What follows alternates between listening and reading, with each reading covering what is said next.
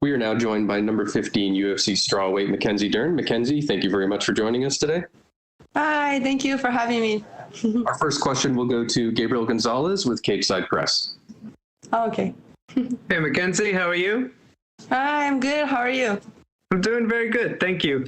Yeah. So you had said that before that the UFC, you had reached a point where they were telling you, we'll call you, and you wanted to go back to being more active, where they were, they're kind of looking for you to fight all the time. This is a nice turnaround. Would you say you are finally back to that point? Yeah, I mean, after my last fight with Hannah, on the adrenaline after the fight, I said, like, man, I'm ready to fight.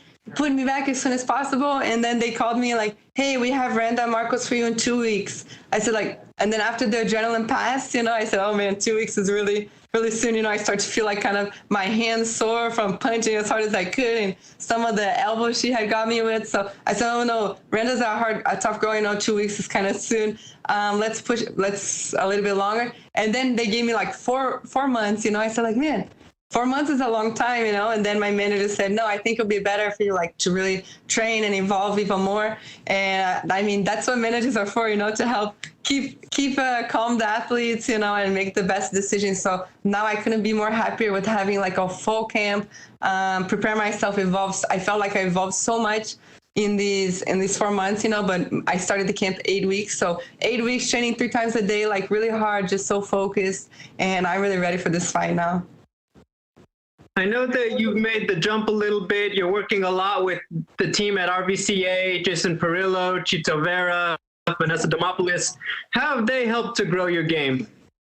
Yeah, they helped me so much. I went to them halfway through the camp, so 4 weeks I'm with them. And just in the 4 weeks, everyone I met at the Ruka gym, they all noticed a big difference in the 4 weeks. And people that know me from my first UFC fight, they said, like, man, you look so much better. You look just like free. You look like you're so creative. You're so just starting to really show all your true potential. So the fact that I'm hearing this from like, they're friends, of course, but, they'll tell the truth, they're not like, sugarcoating anything. I think for sure they know they're fighters too, so no one wants to give like false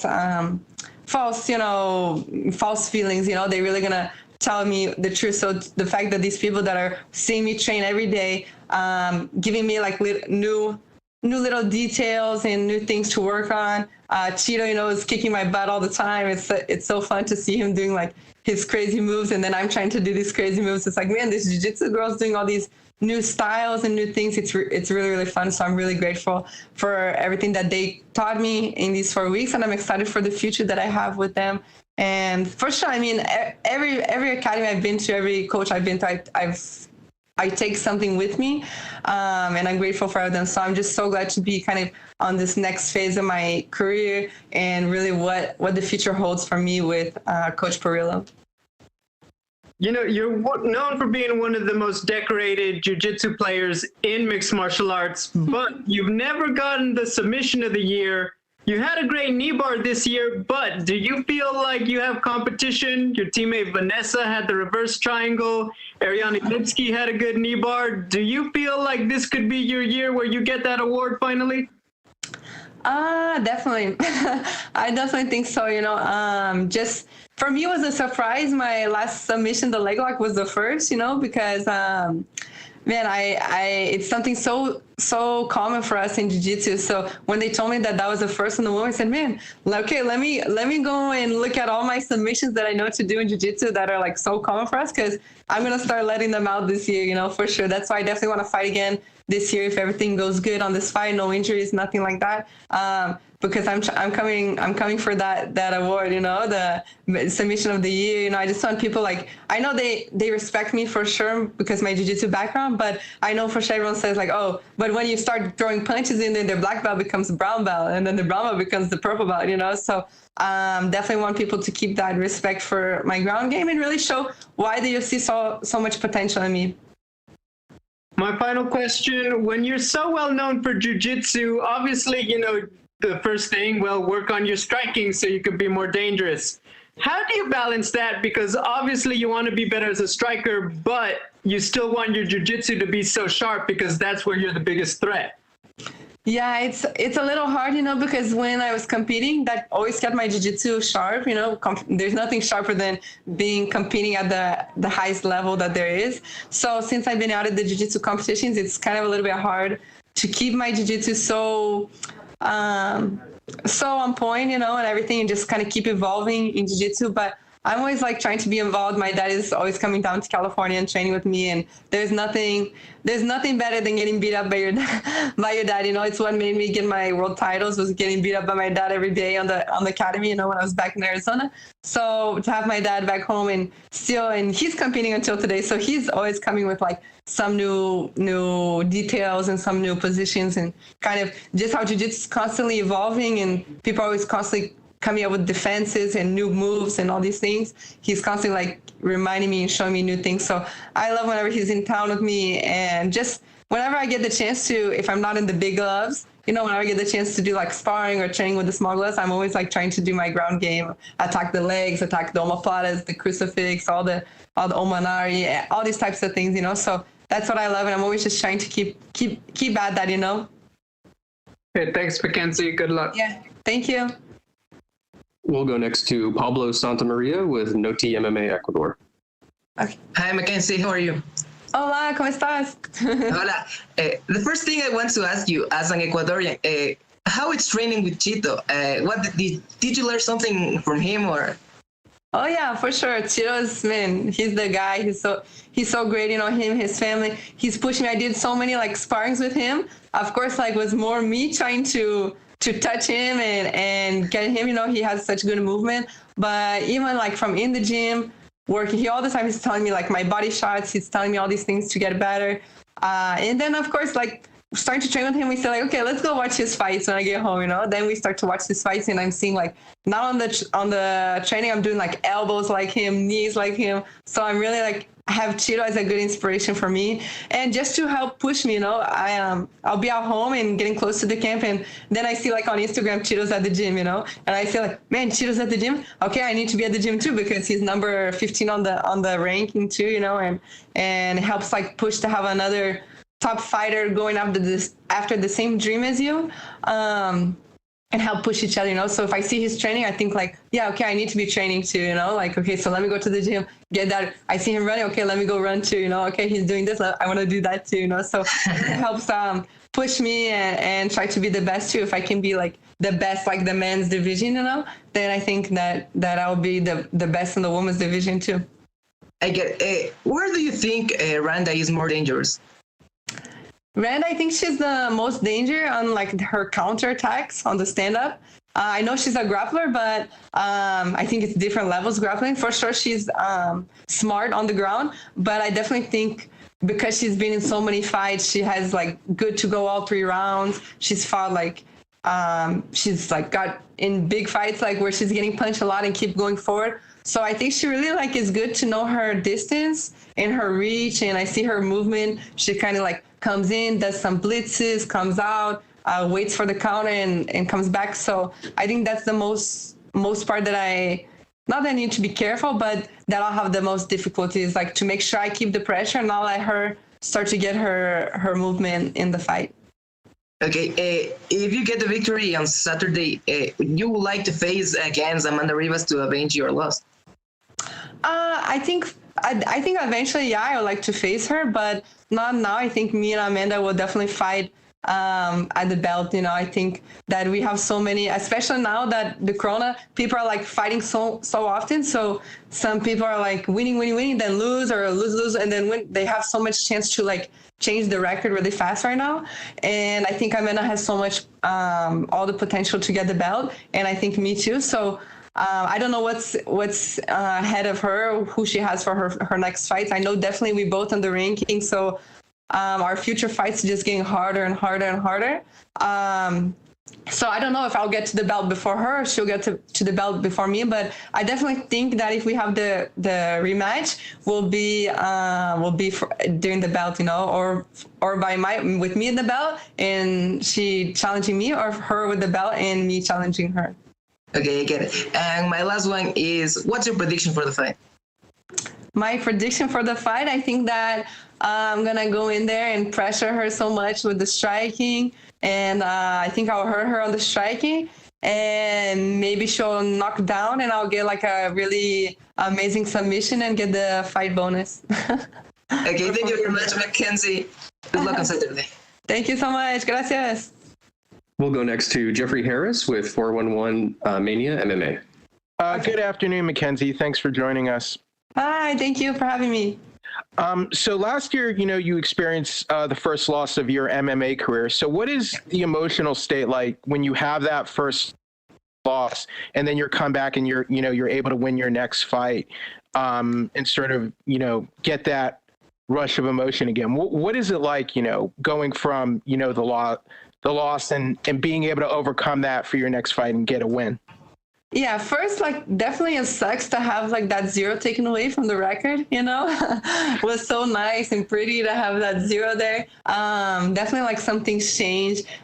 Sponsorship wise, I think kind of some opportunities changed a little bit. But the fact to be able to get back in, I don't know, I feel like I'm a totally different fighter, now I think I have got so much momentum now, and just my training, my mindset, everything is so good, and I'm just so much more focused than I ever was. That and I'm hoping that everyone too that follows me, that's kind of seeing that what's happening in my life, they notice that too. It feels great to be able to get that submission, come back on the winning streak.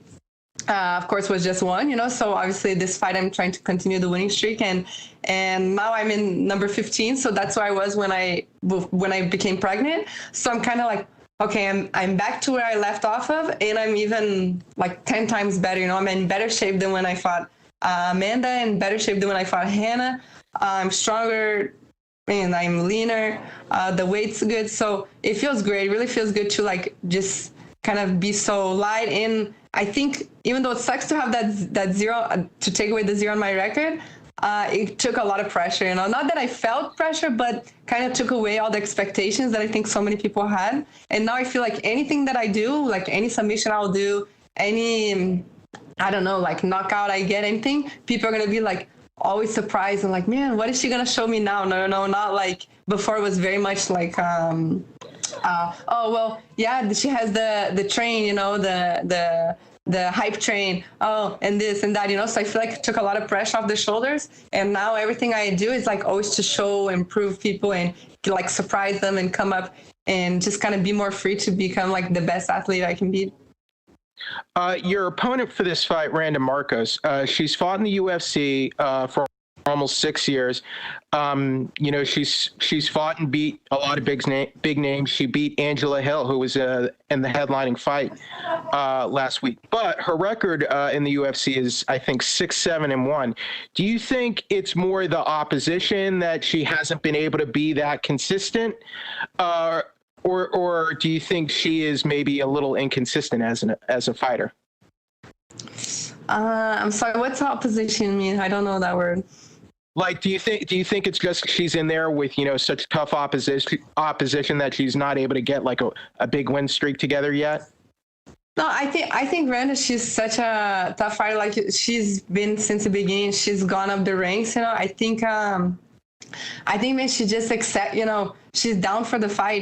She accepted the fight. I think she fought maybe Amanda a little bit, kind of not last minute, but kind of because Paige got hurt, So I know that she will take any fight, from what I heard when they offered the fight for me with 2 weeks after my last fight, she was good to go. I was the one that said, no, I want some more time, So I think she just is really good at, she feels good to fight. She's comfortable. She's not scared of anything. So it's good to have that as a fighter, but I think if you want to think about your record, all these things make a difference, to pick good fights, to pick good timing, to have a good training camp. It's great to be able to put on a great fight, but in the end, to get, to where you want to be, the belt, you need to put in all the work, and no one cares, if you have 2 weeks to fight, if you are we're pregnant or anything, if you're there to fight, then that will be on your record. So it's hard to have a winning lose and expect to be to the belt. But I think she has all the potential. She had all the potential in the beginning too. She went out the ring to get to the belt. She's a tough girl. She's dangerous in a lot of different areas. She's experienced, but I think just the fact that she loves to fight so much and she's there and everything can sometimes make the timing that she picks fights and maybe not so good. And also too, I think she's kind of, like you said, she's been in there for a long time. She's maybe, I think, 36 or 37. So I don't know how much, desire she has for, like, drive she still has in it to keep getting, punched in the face and, weight cuts and all those things. So I think maybe that might be taking a little bit feeling, just to be so consistent and, have to keep pushing through it all the time. But she's definitely dangerous, and I know she's going to be a good test for me for sure. On paper, I think this is a fun, action-packed. I think it's a competitive fight. I think it's going to be a fun matchup. But what do you think? I agree with you. I think it's going to be, that's why I trained so hard for this fight. This is the most I ever trained for a fight. I really took this fight so serious. I always try to take my fight serious, but I think my focus before I was pregnant, I had my missed weights. I had after I finished the fight, I go to vacation. And this, it's like kind of, and also with the corona, everything was closed. So kind of helped me just to came back after Hannah, just went back to the gym and I said, okay, Randa Markos, that's the girl. Vegas, everything's set from the beginning, very organized. I train so hard for this because I know she's gonna I think if I'm her, I'm gonna try to go the 3 rounds. I see that she goes 3 rounds a lot. She has a lot of heart. So, and now that I'm at this whole new level of a fighter, I'm definitely not shying away from the fight. So I'm gonna definitely put pressure for it, and I think she'll put pressure for it too. So I think the fans are gonna be really liking this fight, and it's great to be on the card. Tyrone Woodley, Colby Covington. It's gonna be a lot of great fights. So we have a lot of high standards to show the girls on this card. Thank you, Mackenzie, and good luck on your matchup. Thank you so much. All right. Thank you very much, Mackenzie. You're all set. Thank you.